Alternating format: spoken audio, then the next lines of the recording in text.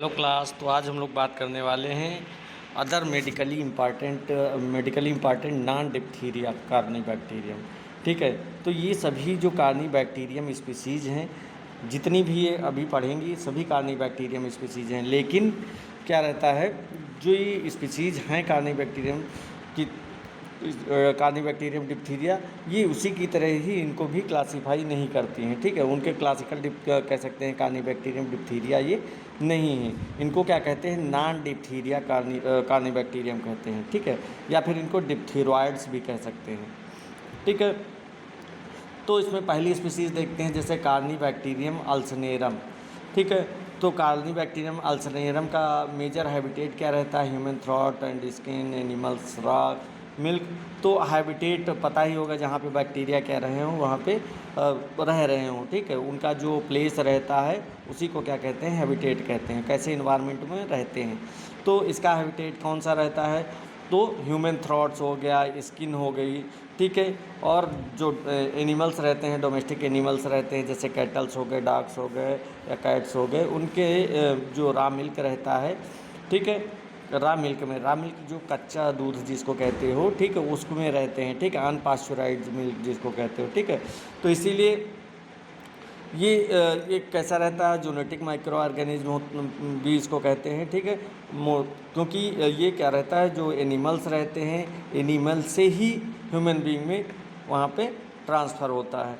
ठीक है, अब इससे रिलेटेड डिजीज़ कौन कौन सी एसोसिएटेड हैं, तो मेन डिजीज़ में जैसे मैन में क्या काज करता है, डिप्थीरिया हो गया, toxigenic strain, pharyngitis and wound infection. तो इसमें क्योंकि इसमें टॉक्सिन रहता है, वो प्रेजेंट रहता है, तो ये क्या करेगा, जो डिप्थीरिया टॉक्सिन्स होगा उसको प्रोड्यूस करेगा, और वहाँ पे डिप्थीरिया लाइक ही सिम्टम्स वहाँ पे कह सकते हैं डिप्थीरिया लाइक डिजीज ही काज करेगा। ठीक है, तो इसमें जैसे कि फेरेंजाइटिस हो गई, इसके अलावा वुंड इन्फेक्शन हो गया। ठीक है, ये काज करता है।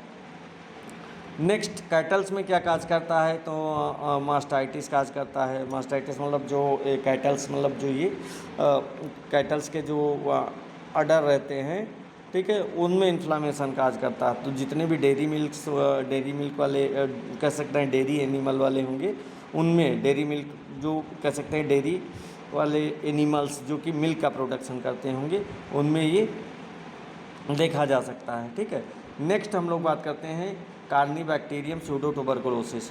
तो इसका मेजर हैबिटेट क्या रहता है, सीप, हॉर्स एंड गोट। तो मोस्टली जो डोमेस्टिक एनिमल्स ही कह सकते हैं जो रहते हैं, उनमें ये प्रेजेंट रहता है। ठीक है, डिजीज एसोसिएटेड भी कौन कौन सी रहती है, तो मैन में लिम्फेडेनाइटिस। ठीक है, अगर ह्यूमन बीइंग इन्फेक्शन होता है तो उसके जो लिम्फ नोड्स होंगे, लिम्फ नोड्स में ये इन्फ्लामेशन काज करेगा। ठीक है, इसीलिए इसको क्या कहते हैं, लिम्फेडेनाइटिस कहते हैं। ठीक है, तो लिम्फ नोड में जब इन्फ्लामेशन होगा तो वहाँ पे स्वेलिंग हो जाएगी, पेन होगा, फीवर होगा।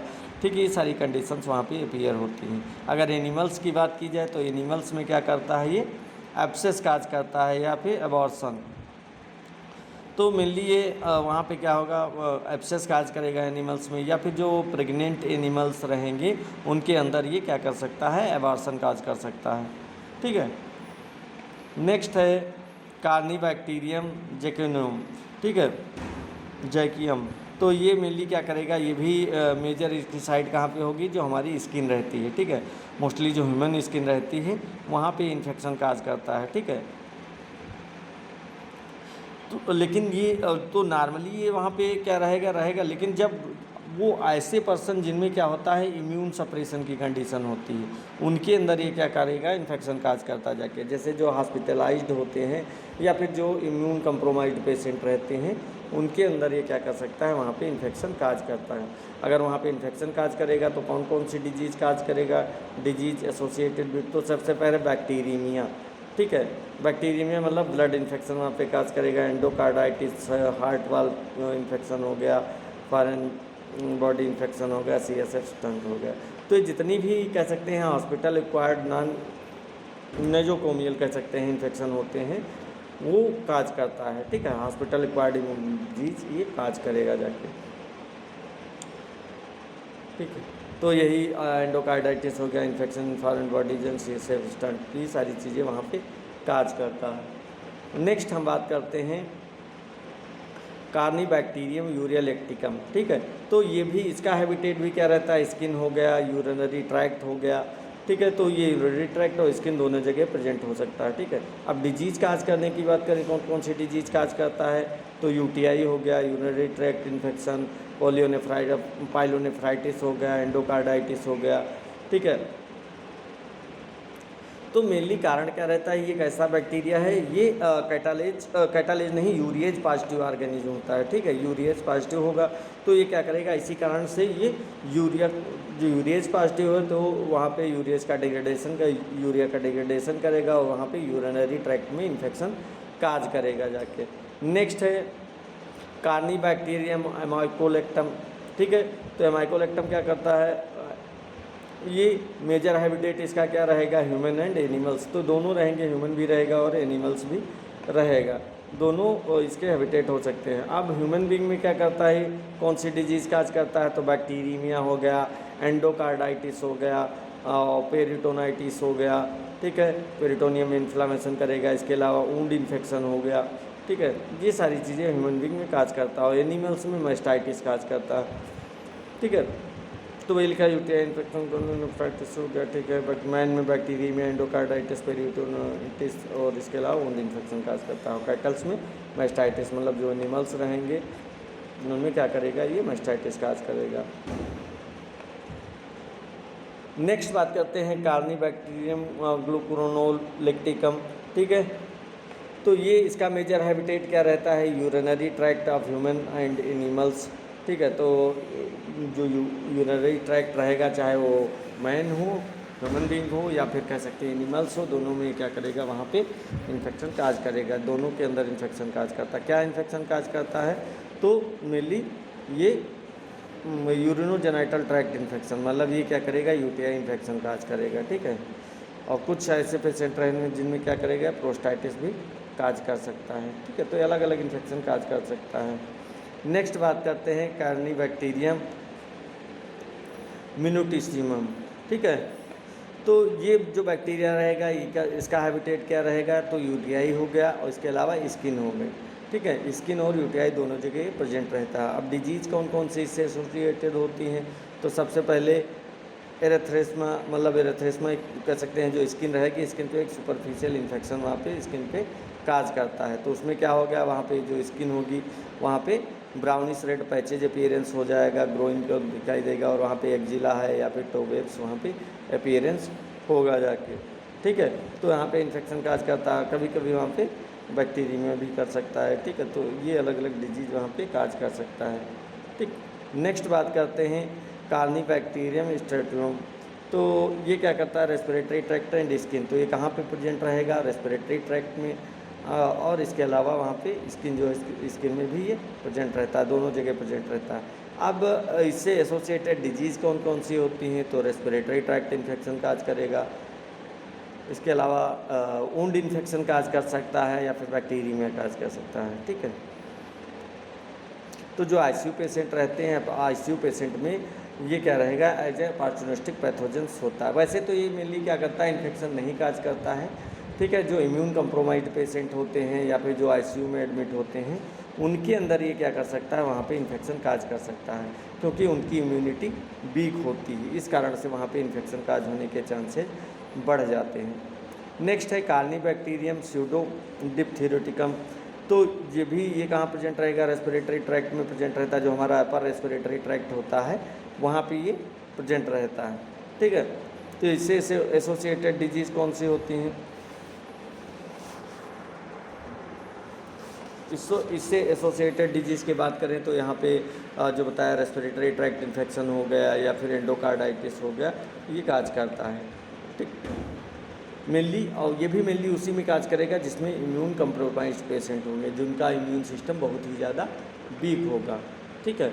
तो किसी कारण से हो सकता है कोई डिजीज हो, उसके कारण वहाँ पे ये काज कर, वहाँ पे इन्फेक्शन काज करे, ठीक है। डिजीज होगी तो उससे उसका इम्यून सिस्टम वीक हो गया होगा और वहाँ पे ये इसको टाइम मिल जाता है, कह सकते हैं, इसको मौका मिल जाता है डिजीज काज करने का। नेक्स्ट बात करते हैं अराइकनोबैक्टीरियम हीमोलिटिकम।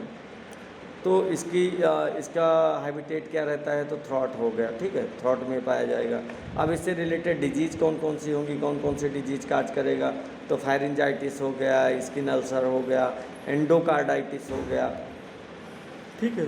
और तो मेनली जो यंग एडल्ट्स होते हैं उनके अंदर ये सॉर थ्रॉट इन्फेक्शन काज करता है, मतलब जो थ्रॉट होगा वहाँ पे इन्फेक्शन काज करेगा जाके, ठीक है। नेक्स्ट एंड लास्ट कौन सा है, रोडोकोकस एक्वी, ठीक है। तो रोडोकोकस एक्वी का हैबिटेट कहाँ पे रहता है, एनिमल्स और सॉइल्स दोनों जगह प्रेजेंट रहता है। एनिमल्स के अंदर भी पाया जाएगा और सॉइल्स में भी प्रेजेंट रहेगा, मिट्टी में भी ये प्रेजेंट रहता था। और इससे रिलेटेड डिजीज़ कौन कौन सी होंगी, तो पल्मोनरी इन्फेक्शन जैसे कि न्यूमोनिया, ठीक है, न्यूमोनिया काज करेगा। और इसके अलावा टिश्यू इन्फेक्शन भी काज करेगा। तो नीचे के जितने हम पढ़े हैं ये सारे कैसे हैं, ये सारे अपॉर्चुनिस्टिक पैथोजेंस होते हैं, मतलब जिनकी ऐसे पर्सन या ऐसे पेशेंट जिनकी इम्यूनिटी बहुत ज़्यादा वीक होती है उसके अंदर ये इन्फेक्शन काज करते हैं। वैसे वहाँ पे ये एज ए कॉमन सेल की तरह बिहेव करते हैं, वहाँ पे वैसे कोई इन्फेक्शन नहीं काज करेंगे। अगर वहाँ पेशेंट की इम्यूनिटी वीक होती है, मान लिया किसी के एड्स हो गया या फिर कोई और रीजन हो गया जिसके कारण वहाँ पे उसका इम्यून सिस्टम, उस पर्सन का इम्यून सिस्टम वीक हो गया है, तो उस कंडीशन में क्या हो गया, ये डिजीज़ वहाँ पे काज करेंगे जाके, ठीक है। तो यहाँ पे सारे जितनी कुछ स्पीसीज़ रहती हैं, अलग अलग स्पीसीज़ रहती हैं, जैसे स्यूडो ट्यूबरकुलोसिस हो गया, अल्सनेरम हो गया, ठीक है, जोकियम हो गया, और इसके अलावा यूरोलिटिकम हो गया, एमाइकोलेक्टम हो गया। तो ये अलग अलग स्पीसीज़ मैंने बताई, जो कि इसके अलावा जो मोस्ट इम्पॉर्टेंट स्पीसीज़ होती है कार्निबैक्टीरियम डिप्थीरियाई, उसको छोड़ के भी और बहुत सारी स्पीसीज़ होती हैं जो कि वहाँ पे डिजीज काज करती हैं, ठीक है। तो इसमें जैसे जो कार्निबैक्टीरियम अल्सनेरम था, ये भी क्या करता है, ये टॉक्सिन्स का प्रोडक्शन करता है, जैसे कार्निबैक्टीरियम डिप्थीरियाई था टॉक्सिन्स प्रोड्यूस करता था, ठीक है। तो जो ये टॉक्सिन्स प्रोड्यूस करेगा तो जो ये डिजीज़ काज करेगा वो बिल्कुल डिप्थीरिया के जैसी डिजीज़ वहाँ पे काज होती है, ठीक है। तो यहाँ पे ये टॉपिक ख़त्म होता है। अब इसके बाद हम नेक्स्ट टॉपिक शुरू करने जा रहे हैं जिसका नाम है स्पाइरोकीट्स, ओके। तो अब हम लोग बात करने वाले हैं स्पाइरोकीट्स के बारे में। क्या होते हैं स्पाइरोकीट्स, तो सबसे पहले derived from Greek word Spyra means coil and Keats means here. तो जो स्पाइरोकीट्स होता है, ये जो वर्ड लिया गया है किससे लिया गया है, ग्रीक वर्ड हो गया, ग्रीक वर्ड से लिया गया है। स्पायरा मीन्स होता है कॉयल्स और कीट्स मीन्स होता है हेयर, ठीक है। तो स्पाइरोकीट्स, तो स्पायरा मीन्स क्या होता है, मतलब सर्कुलर शेप, कॉयल का मतलब होता है सर्कुलर शेप का, ठीक है, एक सर्कुलर शेप में। इसके अलावा कीट्स मतलब हेयर्स। तो इसीलिए स्पाइरोकीट्स को हम क्या कहते हैं, स्पाइरोकीट्स इसलिए कहते हैं क्योंकि ये कैसे रहते हैं, थिन होते हैं, स्पाइरल शेप के रहते हैं, और इनके ऊपर क्या रहेगा, एक हेयर लाइक ट्विस्टेड स्ट्रक्चर वहाँ पे प्रेजेंट रहता है, ठीक है। इसीलिए इनको क्या नाम दिया गया है, स्पाइरोकीट्स कहा गया है, ठीक है। नेक्स्ट है बिलोंग्स टू फाइलम स्पाइरोकीटोटा। तो जो स्पाइरोकीट्स बैक्टीरिया है ये केवल किससे बिलोंग करता है, एक ग्रुप फाइलम रहता है स्पाइरोकीटोटा, उसके अंदर इसको क्लासीफाई किया गया है, ठीक है। तो इस फाइलम के जितने भी ऑर्गेनिज्म होंगी, इसका एक मेन कैरेक्टर रहता है कि ये कैसे रहेंगे, स्पाइरल शेप के रहेंगे, इनकी बॉडी फ्लेक्सिबल रहेगी, और ये स्पेशली क्या रहते हैं, मोटाइल सिस्टम रखते हैं, मोटालिटी इनके अंदर प्रेजेंट रहती है, मोटाइल होते हैं, ठीक है। Next, found in soil, water and host organism, humans and animals. तो जो स्पाइरोकीट्स होंगे ये डिफरेंट इन्वायरमेंट में सर्वाइव करते हैं, वहाँ पे ये प्रेजेंट रहेंगे, ठीक है। चाहे वो कुछ वहाँ सॉयल में मिल सकते हैं, कुछ वाटर में, कुछ होस्ट ऑर्गेनिज्म के अंदर भी प्रेजेंट हो सकते हैं। तो कुछ ह्यूमन स्पीसीज होंगी, कुछ कैसे ऐसी स्पीसीज रहेंगी जो ह्यूमन बीइंग के अंदर या फिर एनिमल्स में भी इन्फेक्शन काज करती हैं, ठीक है। नेक्स्ट है reproduce by transverse fission similar to binary fission but across the short axis. तो जो स्पाइरोकीट्स होते हैं इनमें जो रिप्रोडक्शन होगा, वो रिप्रोडक्शन के लिए एक इम्पॉर्टेंट इनको हम कह सकते हैं, जान सकते हैं, क्योंकि इनमें जो रिप्रोडक्शन होता है कैसा रहता है, ट्रांसवर्स फिजन मेथड के थ्रू होता है, ठीक है। तो इस प्रोसेस में जो बैक्टीरियल सेल है वो मेनली जो डिवाइड होके क्या करती है, 2 न्यू डॉटर सेल्स का फॉर्मेशन करती है। तो जैसे बाइनरी फिजन में बताया गया था कि वहाँ पे जो डिवीजन जब होता था, ठीक है, तो क्या होता था वहाँ पे 2 न्यू प्रोजेनी या न्यू डॉटर सेल्स का फॉर्मेशन होता था। तो वैसे सेम यहाँ भी कंडीशन है कि एक पेरेंट सेल कितने 2 डॉटर सेल का फॉर्मेशन यहाँ पे करेगी। नेक्स्ट बात करते हैं free living स्पाइरोकीट्स survives on decaying organic matter. तो जो फ्री लिविंग माइक्रो ऑर्गेनिज्म होते हैं, ठीक है, वो क्या करते हैं, वो सर्वाइव कहाँ करेंगे, जो स्पाइरोकीट्स हैं ये कैसे हैं, फ्री लिविंग्स होते हैं, सारे नहीं होते, कुछ स्पीसीज रहती है जो फ्री लिविंग्स होंगे, ठीक है। मतलब ये कहाँ पे सर्वाइव करेंगे, तो ये होस्ट की रिक्वायरमेंट इनको नहीं रहती, ये ऐसे ही सर्वाइव करते हैं, ठीक है। तो स्पाइरोकीट्स तो ये सैप्रोफिटिक की तरह बिहेव वहाँ पे करते हैं, ठीक है। सैप्रोफाइट्स क्या रहते हैं, सैप्रोफाइट्स वहाँ पे ऐसे ऑर्गेनिज्म हो गए जो क्या करें, जो किसी ऑर्गेनिक मैटर पे हो गया या फिर कोई डिकेड मैटर हो गया, ठीक है, वहाँ पे ब्रेक करके वहाँ पे क्या करते हैं, उसको ब्रेक करके ये न्यूट्रिशन कह सकते हैं प्रोवाइड अपने लिए न्यूट्रिशन प्राप्त करते हैं, ठीक है। तो ये मेनली तो नेक्स्ट ये ऑब्लिगेट पैरासाइट्स होते हैं, require a host for survival and reproduction. तो ये जो स्पाइरोकीट्स होंगे कैसे रहेंगे, ऑब्लिगेट पैरासाइट्स होंगे। ऑब्लिगेट पैरासाइट्स इनको सर्वाइव करने के लिए या रिप्रोडक्शन करने के लिए क्या होना चाहिए, कोई एक होस्ट ऑर्गेनिज्म की रिक्वायरमेंट होती है, ठीक है। तो कोई हो सकता है, एनिमल हो सकता है या फिर ह्यूमन बीइंग हो सकता है, ठीक है। तो मेनली जो होस्ट रहेगा, होस्ट की बॉडी के अंदर जा कर के वहाँ पे न्यूट्रिएंट्स प्राप्त करेंगे और इसके अलावा वहाँ पे डिजीज काज करेंगे। नेक्स्ट है मे बी एरोबिक, एनारोबिक और फैकल्टेटिव एनारोब्स। तो 3 कंडीशन बताइए। तो कुछ ऐसे बैक्टीरिया रहेंगे स्पाइरोकीट्स जो कि जिनको क्या रहेगा, ऑक्सीजन की रिक्वायरमेंट रहेगी, ठीक है, उनको क्या कहेंगे, एरोबिक कहेंगे। वो केवल ऑक्सीजन की प्रेजेंस में ग्रो करते हैं। कुछ रहते हैं एनारोबिक रहते हैं जिनके लिए क्या हो, वहाँ पे कह सकते हैं वहाँ पे ऑक्सीजन की एब्सेंस हो, वहाँ पे एनारोबिक ऑक्सीजन के एब्सेंस में वो ग्रो करेंगे। इसके अलावा कुछ होते हैं फैकल्टेटिव एनारोब्स रहते हैं, मतलब वो दोनों कंडीशंस में सर्वाइव कर सकते हैं, ठीक है, चाहे वो एरोबिक कंडीशन हो चाहे वो एनारोबिक कंडीशन हो, तो दोनों कंडीशन में सर्वाइव करेंगे। नेक्स्ट अब बात करते हैं इसके शेप की। तो शेप कैसा रहता है, cylinder, unicellular, helical, spiral rod. तो इनकी जो बॉडी रहेगी वो कैसी रहेगी, सिलेंड्रिकल शेप की रहेगी, मतलब थोड़ा थिन रहेगी और लॉन्ग रहेगी, ठीक। इसके अलावा ये कैसे रहते हैं, यूनिसेलुलर होंगे ऑर्गेनिज्म होंगे। यूनिसेलुलर ऑर्गेनिज्म का मतलब होता है जो केवल और केवल सिंगल सेल से मिलके बने हों, ठीक है, उनको क्या कहा जाता है, यूनिसेलुलर ऑर्गेनिज्म होते हैं। तो नेक्स्ट इनका जो शेप रहेगा कैसा रहेगा, हेलिकल या स्पाइरल रॉड शेप होता है। तो इनका जो हेलिकल हो सकता है या फिर स्पाइरल रॉड लाइक हो सकता है, ठीक है। कभी कभी इनका जो ट्विस्टेड स्पाइरल शेप भी रहते हैं, तो इसीलिए इनका जो मूवमेंट करना रहता है वो आसान हो जाता है, ठीक है। तो जो ट्विस्टेड स्पाइरल रहता है इसके कारण ये मूवमेंट आसानी से वहाँ पे कर लेते हैं। Next more structurally complex than other bacteria. तो जितने भी अदर बैक्टीरिया होंगे उसकी अपेक्षा जो स्पाइरोकीट्स होते हैं वो ज़्यादा स्ट्रक्चरली कॉम्प्लेक्स होते हैं, ठीक है। इनमें जो ये कॉम्प्लेक्स होंगे तो इनमें मेनली कारण क्या रहता है, जो इसमें कुछ स्पेशल कैरेक्टर्स या स्पेशल स्ट्रक्चर्स कह सकते हैं इनके अंदर प्रेजेंट रहते हैं, ठीक है। जैसे कि एक्सियल फिलामेंट हो गया जिसको एंडोफ्लैजिला कहते हैं, और तुम्हारा फ्लेक्सिबल आउटर कवरिंग इनकी रहती है, यूनिक मोटेलिटी मैकेनिज्म रहती है। तो ये सब चीज़ें क्या करती हैं, इनको अलग बनाती हैं, ठीक है। तो इसीलिए कैसे रहेंगे, स्ट्रक्चरली कॉम्प्लेक्स होते हैं। नेक्स्ट बात करते हैं ग्राम नेगेटिव ऑर्गेनिज्म। ये कैसे हैं, ग्राम नेगेटिव ऑर्गेनिज्म होते हैं। ग्राम नेगेटिव का मतलब इनके अंदर इनकी जो सेल वॉल रहेगी वो क्या रहेगी, वहाँ पे थिन रहेगी, जो कि इसकी पेप्टाइडोग्लाइकिन भी बनी रहती है। और इसके अलावा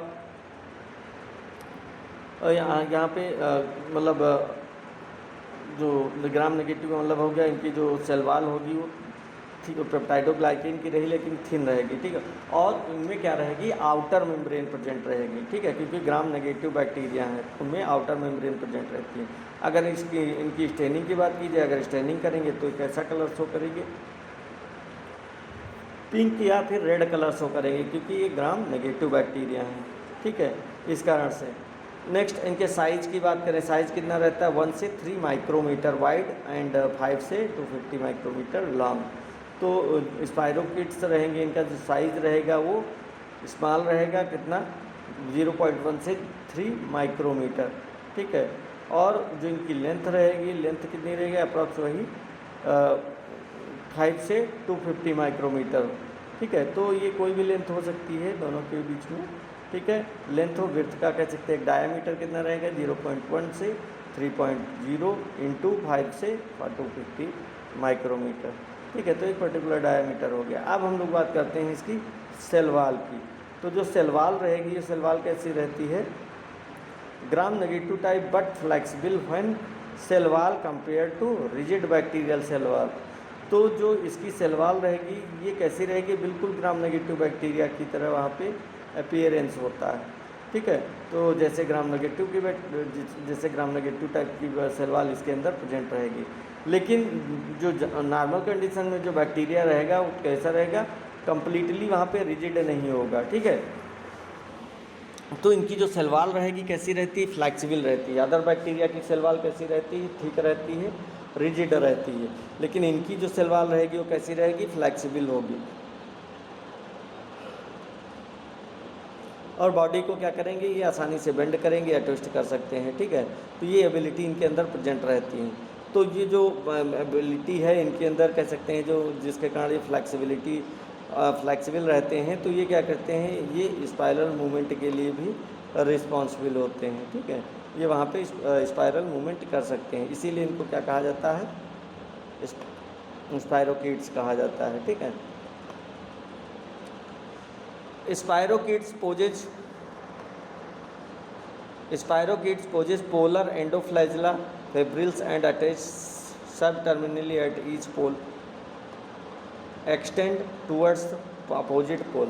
तो कहने का मतलब ये है, जो स्पायरोकिट्स होंगे ये कैसे रहेंगे, स्पेशल फ्लैजिला इनमें प्रेजेंट रहता है, जिनको हम क्या कहते हैं, एंडोफ्लैजिला कहते हैं, ठीक है। एंडोफ्लैजिला में जो स्पेशल फ्लैजिला होते हैं, ठीक है, जिससे क्या होगा वहाँ पे जो सेल वॉल रहे मेनली रहता क्या है, ये जो उनकी सेल वॉल होती है, सेल वॉल के दोनों तरफ वहाँ पे प्रेजेंट रहते हैं, दोनों एंड पे वहाँ पे प्रेजेंट रहेंगे, ठीक है। इसके अलावा सब टर्मिनल जो पोलर बॉडी होंगी वो भी कह सकते हैं, उनकी जो पोजीशन होगी पोजीशन पे अपनी अटैच रहेंगे, अपोजिट एंड की तरफ वहाँ पे एक्सटेंड कर सकते हैं, ठीक है।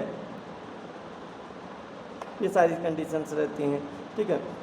और ये जो बाहर की तरफ भी क्या होंगे, वहाँ पे दिखाई भी नहीं देंगे, क्योंकि इनकी जो सेल एनवलप रहेगी वो हमेशा कैसी रहती है, इनके अंदर प्रेजेंट रहती है, ठीक है। नेक्स्ट है endoflagella axial filament located between the outer membrane and peptidoglycan layer, ठीक है। तो जो स्पायरोकिट्स हैं इनकी जो एक्सियल फिलामेंट होगा, एक्सियल फिलामेंट के आउटर मेम्ब्रेन और जो पेप्टाइडोग्लाइकन लेयर के बीच में ये प्रेजेंट रहता है, ठीक है। तो ये लोकेशन इन्हें एक स्पेशल मूवमेंट के लिए कह सकते हैं एक मैकेनिज्म प्रोड्यूस करती है, प्रदान करती है, ठीक है। तो जो ये मूवमेंट होगा, इसी मूवमेंट के कारण ये ट्विस्टिंग और रोटेटिंग मूवमेंट दिखा सकते हैं, ठीक है। Next help them penetrate viscous media, mucous membrane and tissues. तो जो स्पायरोकिट्स होंगे इनके अंदर उनकी जो यूनिक मोटेलिटी रहती है वो उन्हें जो थिक फ्लूइड होगा या जो विस्कस मीडिया रहती है उनमें मूवमेंट करा सकते हैं। इसके अलावा म्यूकस मेम्ब्रेन भी कैसी रहती है, थिन रहती है, इसके कारण म्यूकस मेम्ब्रेन से क्रॉस होके ये वहाँ पे ट्रांसफ़र हो सकते हैं, ठीक है। तो अलग अलग रहता है जिससे क्या करेंगे, वहाँ पे इनकी जो पेनिट्रेटिंग पावर रहती है वो अच्छी रहती है, ठीक है। तो विस्कस मीडिया हो गया, म्यूकस मेम्ब्रेन हो गया और टिश्यूज हो गए, उनको पेनिट्रेट करके वहाँ पे रखते हैं, ठीक है। इसलिए जो कुछ पैथोजेंस होते हैं, कुछ ऐसे पैथोजेंस या स्पायरोकिट्स होते हैं जो कि वहाँ पे ह्यूमन बीइंग के अंदर इन्फेक्शन काज करते हैं, ठीक है। तो वहाँ पे ह्यूमन बीइंग के अंदर इन्फेक्शन काज कर सकते हैं। नेक्स्ट हम लोग बात करते हैं मोटेलिटी के बारे में। तो मोटेलिटी इट इज़ 3 टाइप्स। जो मोटेलिटी होती है स्पायरोकिट्स में कितने टाइप्स की रहती है, 3 टाइप्स की रहती है। सबसे पहले जो स्पायरोकिट्स थे उनमें सबसे पहले क्या रहेंगे, फ्लैक्शन एंड एक्सटेंशन कैसा होगा, बेंडिंग मूवमेंट कहते हैं। तो जो मोटेलिटी इनकी रहेगी स्पायरोकिड्स की, तो मैंने बताया ये इनका सबसे एक इम्पॉर्टेंट कैरेक्टर रहता है, क्योंकि ये इनका जो मूवमेंट होता है 3 तरह का होता है। एक पहला फ्लेक्शन एक्सटेंशन मूवमेंट हो गया, दूसरा कॉर्क स्क्रू लाइक मूवमेंट होता है, तीसरा ट्रांसलेटरी मूवमेंट होता है। ठीक है, तो 3 तरह का मूवमेंट होता है जो कि इसके अंदर होता है। ठीक है, तो ये मूवमेंट क्या करेगा, एक स्पेशल स्ट्रक्चर जो एंडोफ्लैजिया जिसको कहते हैं उसके कारण होता है। ठीक है, नेक्स्ट हम लोग बात करते हैं flexion and extension bending movement, जिसका मैंने बताया। तो बेंडिंग मूवमेंट में मैंने बताया ये क्या करेंगे, आगे की तरफ वहाँ पे बेंड होते हैं, फिर से वो एक्सटेंड होंगे। ठीक है, फिर आगे की तरफ बेंड होंगे, फिर एक्सटेंड होंगे। तो ये मूवमेंट जो रहेगा, इस जो बॉडी की फ्लैक्सिबिलिटी होती है वो बनाने का काम करती है। ठीक है, ठीक, तो ये जो मूवमेंट होगा बॉडी की फ्लैक्सिबिलिटी और जो वहाँ पे नैरो स्पेस होगा उसके अंदर भी मूवमेंट कराने में हेल्प करता है। ठीक है, नेक्स्ट बात करते हैं cork screw like rotation around the long axis. तो जो स्पायरोकिड्स होंगे ये क्या करेंगे, इनकी जो लॉन्ग एक्सिस होती है, लॉन्ग एक्सिस के चारों तरफ वो क्या करेंगे, कॉर्क स्क्रू लाइक रोटेशन वहाँ पे मूवमेंट करते हैं। ठीक है, तो इसमें जो बैक्टीरिया होंगे वो चारों तरफ वहाँ पे घूमते हुए आगे वहाँ पे बढ़ेंगे जाके।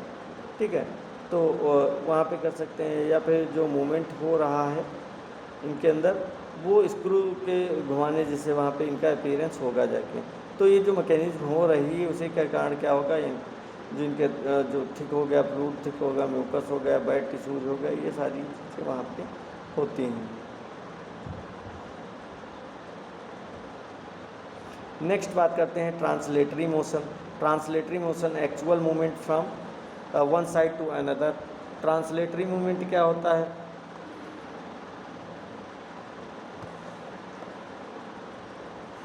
Actual movement from one side to another. तो एक्चुअल साइड ट्रांसलेटरी मोशन क्या होगा, वो एक प्लेस से जो दूसरे प्लेस तक एक जो मूवमेंट होता है, रियल मूवमेंट होता है वो करते हैं। ठीक है, तो इसमें जो स्पायरोकिड्स होंगे केवल सर्कुलर वो घूमेंगे नहीं, बल्कि क्या करेंगे, आगे की तरफ ये ट्रैवल करते हैं। ठीक है, तो इससे क्या होगा, एक जगह से दूसरी जगह ये पहुंचते हैं। तो इससे क्या होगा, जो उनकी सर्वाइवल इन्फेक्शियस प्रोबेबिलिटी होती है, ठीक है, तो वो क्या हो जाएगी, वहाँ पे इंक्रीज कर जाएगी। ठीक है, तो नेक्स्ट है वो एक्टिविटी ऑफ मोटेलिटी। ठीक है, तो 3 तरह का मूवमेंट पढ़े कि उनसे हम ट्रांसलेटरी हो गया, कॉर्क स्क्रू लाइक मूवमेंट हो गया, और वहाँ पे कह सकते हैं कॉर्क स्क्रू लाइक मूवमेंट हो गया। इसके अलावा वहाँ पे फ्लेक्शन एंड एक्सटेंशन मूवमेंट होता है। ठीक है, अब इसमें कुछ bacteria some are very actively motile, Treponema pallidum and others are sluggish. तो कुछ स्पायरोकिड्स रहते हैं जिनकी मोटेलिटी कह सकते हैं बहुत ही ज़्यादा होती, बहुत ज़्यादा एक्टिवली मूवमेंट करते हैं, जैसे कि ट्रिपोनिमा पैलिडम। कुछ स्पायरोकिड्स होती हैं उनकी मोटेलिटी ज़्यादा नहीं होती है। तो जो ट्रिपोनिमा पैलिडम होता है इसकी मोटेलिटी बहुत ही ज़्यादा होती है, जो कि क्या काज करता है, सिफिलिस काज करता है। ठीक है, कुछ स्पायरोकिड्स होंगे जिनके मूवमेंट स्लो होगा, एसुलजिस होगा। तो मोटेलिटी की जो स्पीड रहेगी स्पीसीज पे डिपेंड करेगी। ठीक है, कौन सी स्पीसीज है तो उसके अनुसार वहाँ पे उसका मूवमेंट डिपेंड करेगा। ठीक है, नेक्स्ट है large spirochetes, Borrelia, gram negative staining visible. तो जो लार्ज स्पायरोकिड्स रहेंगे, कुछ स्पायरोकिड्स होंगे जिनका साइज़ क्या होगा, बहुत ज़्यादा होगा, बड़ा होगा। तो इसीलिए उन्हें क्या करेंगे, वहाँ पे जो नॉर्मल स्टेनिंग मेथड्स होता है उनसे उनको हम देख सकते हैं, जैसे कि बोरेलिया। बोरेलिया क्या रहेगा, ये एक कंपैरेटिव कह सकते हैं लार्ज साइज होता है अदर स्पायरोकिड्स की अपेक्षा। ठीक है, और ग्राम स्टेनिंग में क्या में जो ग्राम नेगेटिव कैरेक्टरिस्टिक होते हैं उनको ये शो करेगा। नेक्स्ट है most spirochetes can not be stained by routine methods. तो मोस्ट ऑफ जो स्पायरोकिड्स होते हैं उनको हम जो नॉर्मल लेबोरेटरी स्टेनिंग मेथड होता है उससे स्टेंड नहीं कर सकते, थोड़ा डिफ़िकल्ट पड़ता है। कारण क्या है, क्योंकि इनका जो डायमीटर होता है बहुत छोटा होगा और वहाँ पे जो सेल्स रहेंगी वो उनका स्ट्रक्चर भी बहुत ही थिन रहता है, इसी के लिए वहाँ पे कह सकते हैं रूटीन मूवमेंट नहीं हो पाता है। ठीक है, और रूटीन ठीक है मोस्ट। नेक्स्ट है very thin, difficult to visualise with gram stain but can be seen in dark field microscopy, silver impregnation और इम्यूनो इन्फ्लोरेसेंस। तो मेनली स्पाइरोकिट्स क्या रहते हैं, बहुत ही थिन रहते हैं जैसे पहले बताया। तो ग्राम स्टेनिंग में इनको कह सकते हैं देखने में ज़्यादा वहाँ पे डिफ़िकल्टीज़ होंगी। तो इसीलिए इनकी आइडेंटिफिकेशन करने के लिए कुछ स्पेशल टेक्निक्स होती हैं जिनका हम यूज करते हैं। जैसे कि सबसे पहले dark field microscopy. Dark field microscopy में क्या रहता है, जो ऑर्गेनिज्म होगा वो उसके जो जब हम उसको देखेंगे माइक्रोस्कोप में तो जो बैकग्राउंड होगा वो लाइट दिखाई देगा, कैसे सॉरी लाइट की जगह वहाँ पे डार्क बैकग्राउंड दिखाई देगा, ठीक है। और जो स्पाइरोकिट्स होंगे उनका मूवमेंट और शेप वहाँ पे क्लियरली हम देख सकते हैं। इसके अलावा सिल्वर इम्प्रीगेशन स्टेनिंग, तो इसमें क्या रहता है, जो सिल्वर साल्ट रहता है उसका यूज़ करके वहाँ पे बैक्टीरिया को हम विजिबल बना सकते हैं, ठीक है। तो ये क्या करता है, जो थिन ऑर्गेनिज्म होते हैं उनको हाईलाइट कर देता है, ठीक है, जिससे वहाँ पे उसकी विजिबिलिटी और बढ़ जाती है, ठीक है। नेक्स्ट है इम्यूनोफ्लोरेसेंस। इम्यूनोफ्लोरेसेंस ये भी एक स्पेसिफिक एंटीबॉडीज़ को फ्लोरेसेंट डाई में लेबल करके वहाँ पे हम डिटेक्ट कर सकते हैं। तो इसमें क्या होता है, जो एंटीबॉडी होंगी इसको जो स्पाइरोकिट्स होगा स्पाइरोकिट से बाइंड करके और वहाँ पे माइक्रोस्कोप में वहाँ पे विजिबल बनाने का काम करती हैं, ठीक है। तो ये मेथड होता है जिनके थ्रू हम क्या कर सकते हैं, वहाँ पे उनको देख सकते हैं, उनकी विजिबिलिटी को हम और ज़्यादा इन्हेंस कर सकते हैं, ठीक है। तो आज हम इतना ही क्लास में रखते हैं, नेक्स्ट क्लास में पढ़ेंगे इस classification of spirochetes. Okay class.